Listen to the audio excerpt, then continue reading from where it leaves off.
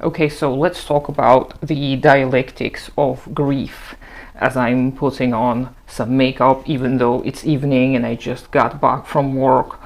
But I'm just feeling like doing a little bit of makeup and just talking about grief because I just cried for an hour at work, as I usually do almost every single day, because I hate my job and because I keep making a mistake of going on social media and watching some videos, and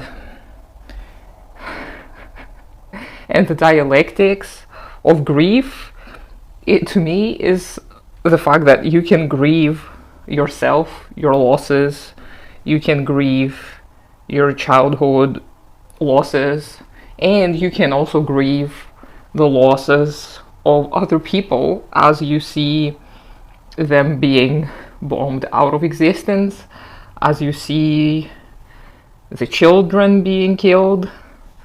You can grieve these two things at the same time, interestingly.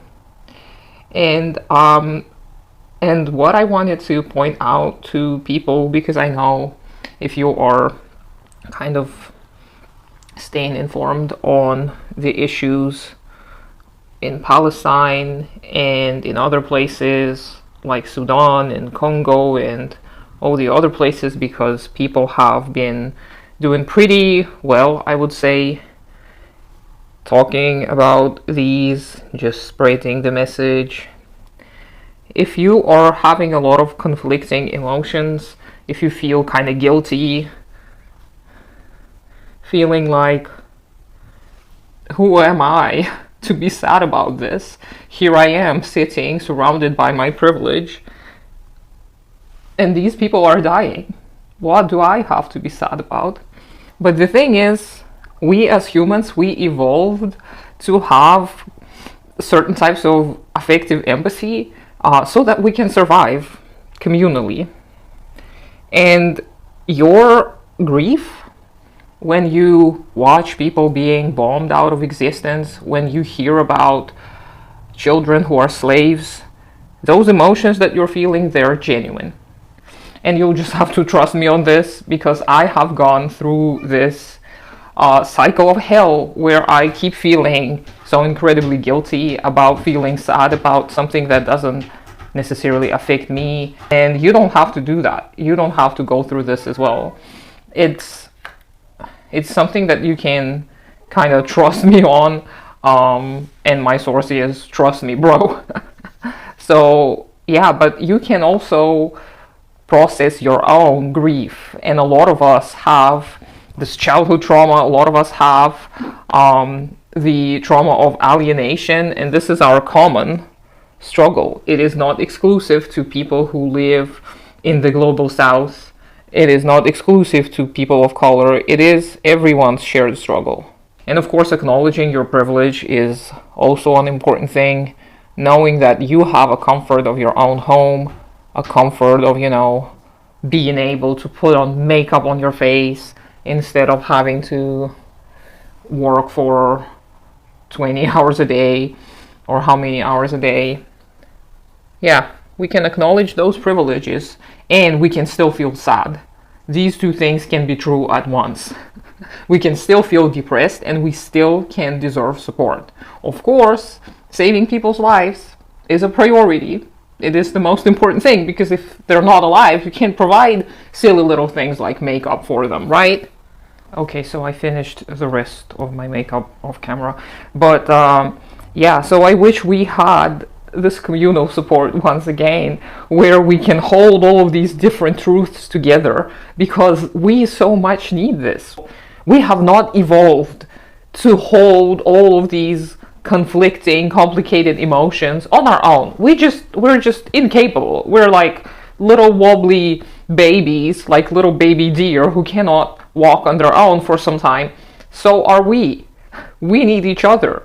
And the alienation of capitalism, by dividing us into all of these different categories of people who have this kind of privilege and that kind of privilege, people who are this color and that color, and by, of course, exploiting us, we are unable to build healthy communities.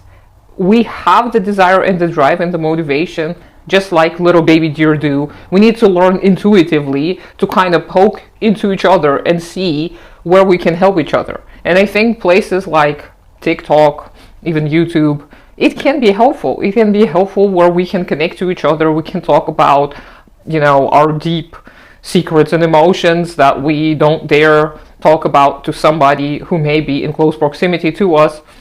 And then we can gain a little bit more confidence. We can gain a little bit of experience talking about these things. And then we can start talking to these other people. This happened to me. This is how I was able to start kind of connecting to the people in my community little by little. I do feel a little bit more empowered thanks to YouTube and TikTok, thanks to you guys kind of giving me some of this space. So I encourage you to try the same and see if you can start processing all of these emotions, because they have to be processed. You have to process the grief. Like, for example, I am still grieving a lot of my childhood, and there is a lot to grieve.